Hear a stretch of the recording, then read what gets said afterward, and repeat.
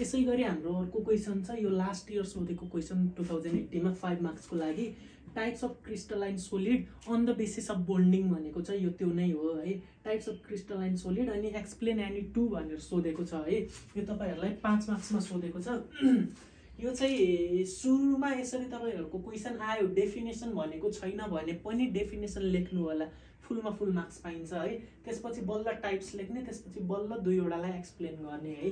ल अब यसको चाहिँ सुरुमा डेफिनेसन के चाहिँ, क्रिस्टलाइन सोलिड। क्रिस्टलाइन सोलिड भनेको के हो, चिनीको टुक्राहरू हातमा राखेर हेर्नु त जस्तो देख्नुहुन्छ त्यो भनेकै क्रिस्टलाइन सोलिड हो। अथवा नुन भन्दा नि चिनीमा अझै क्लियरली देखिन्छ है। चिनीको टुक्राहरू जुन सेपमा हुन्छ, जियोमेट्रिकल सेप, रेगुलर जियोमेट्रिकल सेप भनिन्छ नि, त्यो भनेकै क्रिस्टलाइन सोलिड हो है। क्रिस्टल्सहरू भन्छन् नि, क्रिस्टल टुक्राहरू, त्यो नै हो है। Crystalline solid are materials whose atoms are arranged in an repeating pattern in all dimensions. भन्नुको मतलब के हुँदो रहेछ त, रिपिटेटिङ प्याटर्न हुँदो रहेछ है। मेन थाहा पाउनु पर्ने रिपिटेटिङ प्याटर्न भन्नुको मतलब चिनीको टुक्रालाई हातमा राख्यो भने यो साइडमा पनि कुना कुना तिखो हुन्छ, यता पनि त्यस्तै, तल पनि त्यस्तै, चारैवटा डाइमेन्सनमा तीनटै डाइमेन्सनमा त्यो हुन्छ नि, चारैवटा कुनामा सबै साइडमा, माथि पनि चारवटा, तल पनि चारवटामा हो। त्यही भनेको है रिपिटेटिङ प्याटर्न हुन्छ है। मेन त्यो थाहा पाउनु, के मात्रै थाहा पाउनु भनेपछि चिनी, हातमा चिनी राख्नु, रेगुलर जियोमेट्रिकल सेप देखिन्छ नि, त्यति नै तपाईको एन्सरमा लेखिदिनु भइहाल्छ है। ल यसको टाइप्सहरू चाहिँ ionic crystal, covalent network crystal, metallic crystal र मोलिकुलर क्रिस्टल, चारवटा यसको टाइप्सहरू छ। यसमा चाहिँ कुनै दुईवटालाई एक्सप्लेन गर्ने भनेर सोधेको छ है। ल दुईवटामा चाहिँ क्वेसन नम्बर पोइन्ट नम्बर 1 र 2 लाई एक्सप्लेन गरेँ है मैले, आयोनिक क्रिस्टल र कोभ्यालेन्ट नेटवर्क क्रिस्टल भनेर। ल सुरुमा आयोनिक भन्ने बित्तिकै आयन भनेको के, Na+ र Cl- सोडियम क्लोराइड नुन है। सोडियम क्लोराइड Na+ र Cl- हुन्छ, यति सिधै दिमागमा आइहाल्छ। आयोनिक भन्ने बित्तिकै, आयोन भन्ने बित्तिकै Na+ Cl- सोडियम क्लोराइड है। इक्जाम्पल चाहिँ भयो। ल यसमा चाहिँ के हुन्छ, composed of positively or negatively charge particle है।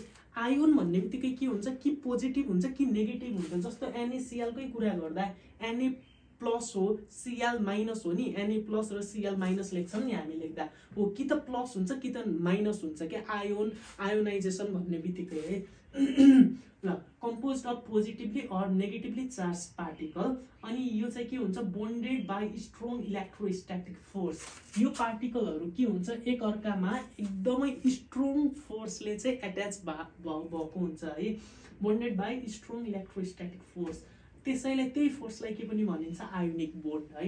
आयोनिक क्रिस्टलमा कुन बोन्ड होला, आयोनिक बोन्ड। कोभ्यालेन्ट क्रिस्टलमा कुन बोन्ड होला, कोभ्यालेन्ट बोन्ड। यतिसम्म थाहा भइहाल्यो। यसको इक्जाम्पल NaCl, यसको इक्जाम्पल डायमन्ड। यति मात्रै लेखे नि एटलिस्ट केही न केही त आयो नि त है। ल यसमा चाहिँ इलेक्ट्रिकल कन्डक्सन एकदम पुअर हुन्छ सोलिड स्टेटमा। जस्तो चिनीको टुक्रामा करेन्ट पास गरायो भने स्लो हुन्छ भन्न खोजेको हो है। तर त्यसैको सट्टामा यसलाई भिजाएर राख्यो, यसलाई डिजल्भ गरेर राख्यो भने त्यसमा करेन्ट पास हुन्छ है। Good electrical conduction in dissolve state. Example भनेको हाम्रो खाने नुन, सोडियम क्लोराइड। त्यस्तै गरेर कोभ्यालेन्ट नेटवर्क क्रिस्टल छ, नामैबाट कोभ्यालेन्ट छ भन्नुको मतलब बोन्डेड बाई कोभ्यालेन्ट बोन्ड है।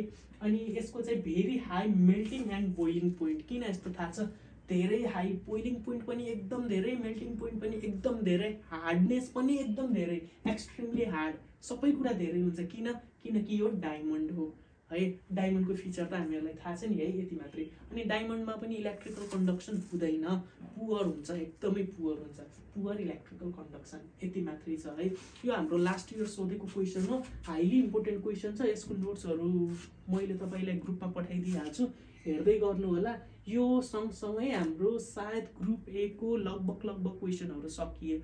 अब हामी ग्रुप ए को क्वेसनहरू चाहिँ लास्टतिर गर्छौँ होला।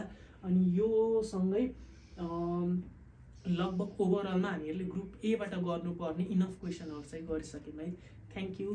हेर्दै गर्नु होला, प्र्याक्टिस चाहिँ एकदम राम्रोसँग गर्दै बस्नु है।